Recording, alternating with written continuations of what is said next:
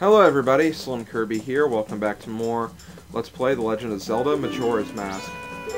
In this video, and all concurrent videos, we're going to be doing the second cycle. First thing I want to show off, and I am actually skipping quite a bit, I'll explain how you would normally get this later, but if you play the Song of Time backwards, like so, you will play a song called the Inverted Song of Time. The Inverted Song of Time actually slows down time a little bit. And you're going to want to use that song a lot, because if you just rely on the normal clock, the game will go really fast, and you don't want that. Anyways, for this cycle, I have quite a few things planned. Mainly I'm going to be sticking around town, getting a bunch of heart pieces I can now get. The first one is one I'll actually get a little bit later in this cycle, but I'm going to show it off now anyways. Go back to this boy again and do the same code that we learned earlier. Was it 4-5 or 5-4? I forget already. Okay, yeah, that's right. But we're actually going to go back to the observatory really quickly. There is another reason why I'm going here immediately too, but we'll see that once we leave. So, we're going to make our way back to the observatory. Might as well equip our new mask so we can actually skip across the water. And each time you put a mask on for the first time, you see that little scene right there that shows Link turning into the form that the mask represents. After you do that once, you can always skip that scene. There is actually a second song where you use the notes for the Song of Time, and you can actually affect what current time it is and like how fast time will move, called the Song of Double Time.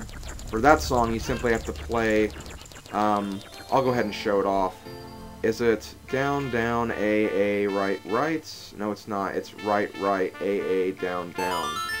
But if you play it like that, you get the Song of Double Time, which allows you to skip to the next phase. So we can skip to the night of the first day if we want to. I, of course, am not going to do that because I have plenty of things I need to show off.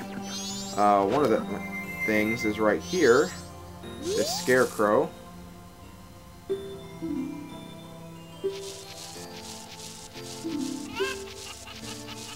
No, I believe he's the one that actually teaches you the Song of Double Time. Oh, let's see, here it is.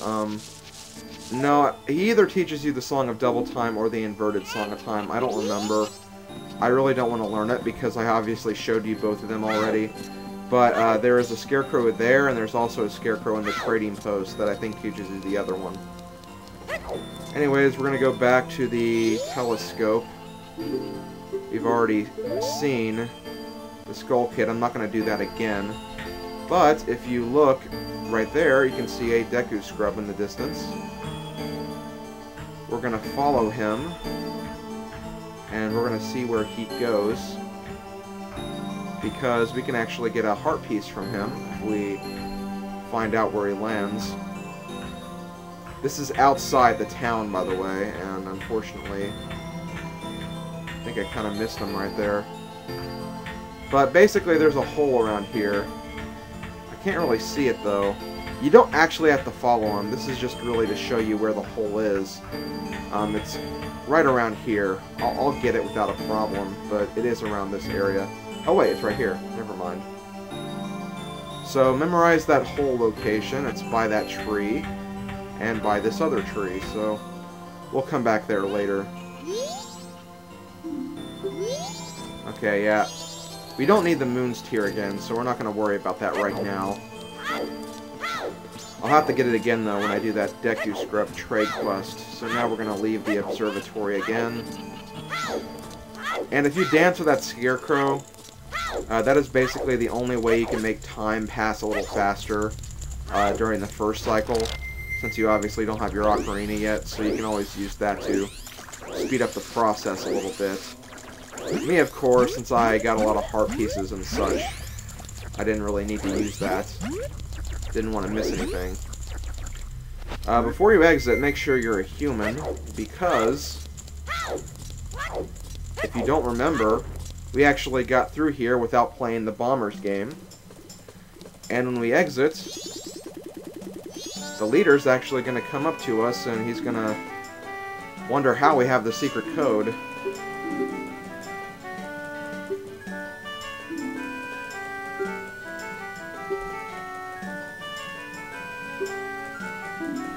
And now we're a member of the Bombers gang. We get the Bombers notebook. I'll talk about that a little later. You can't actually get this by playing the Bombers gang hide-and-seek game again, but there's really no point to do that, because that only wastes more time. So yeah, it's better to just, you know, memorize the code and then use it immediately. So, the basic thing about the Bomber's Notebook is there are 20 people in this game that have problems, and once you talk to those people, they'll get added to your notebook, and they'll have a bit of a checklist of sorts, and if you complete everything on their checklist, you get a little badge right here. Now, I'm going to be doing all the entries of the notebook. Doing the whole notebook really doesn't give you any rewards. It's mainly just the rewards that you get from these different quests. The hand in the toilet, which we talked to in the first cycle, actually does have an entry here.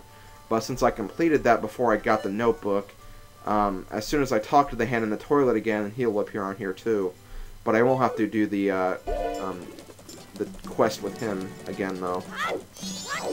Okay, so the next thing we're going to do is not go in there just yet. We're going to go back to the laundry pool, because remember, as I said in the first cycle, there is a stray fairy we have to get. And we have to talk to the fairy again as a human, because she promised us a reward, so we're going to do that right now.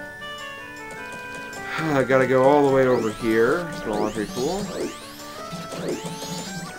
I normally would probably cut this out, but there really isn't any reason to. It's not a very long distance.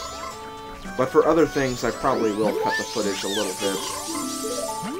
Especially when I run out of things to do and I'm just, you know, running around. Okay, so I got the stray fairy. Now we have to go back to North Clock Town. And I believe there's also a heart piece I can get there now that I'm human again. There was actually a heart piece that was in plain sight as a Deku scrub, but there was like no way to get it since the Deku scrub can't actually jump. So I'm gonna do that right now. How you get up there, I believe if you go over here, there is a thing you can jump on. Then you just simply jump from ledge to ledge. No. I keep using the C-stick for the camera controls. That doesn't work. Okay, that's still the same C controls. Okay, there we go. Now I'll jump over here, and then jump in the tree for... I have no idea how I missed that. Okay, that's weird. Let's try that again. I don't know about you guys, but I think that should have counted. I wasn't that far off. Okay, let's try again. There we go. Piece of heart. And that's actually the 4th piece of heart we've gotten, so we have another heart container. If you couldn't tell from the top left of the screen. Don't need to talk to you again, so shut up. And now we're going to go see the Great Fairy again, this time as human.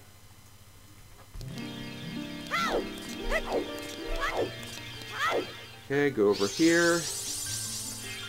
Once again, we get to see K-Man's wife. I'm just ripping on my friends a lot in this Let's Play. I have no idea why.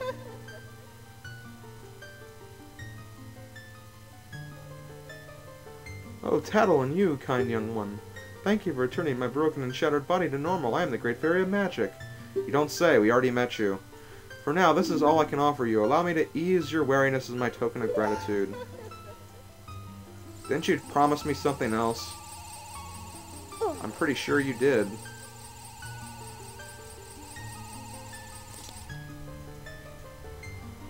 Oh, kind young one, scattered throughout the 4 temples of this land are broken stray fairies like me. Please find a way to save them and return them to their fountains. Surely they will add to your strength. Allow me to grant you something good, so that the stray fairies will not fear you. And we get the Great Fairy Mask.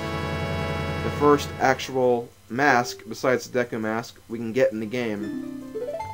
The Great Fairy Mask doesn't really have much of a use right now, but as the Great Fairy said, once we get into a dungeon, that mask will actually be pretty helpful, so keep that in mind, because we will need that for later.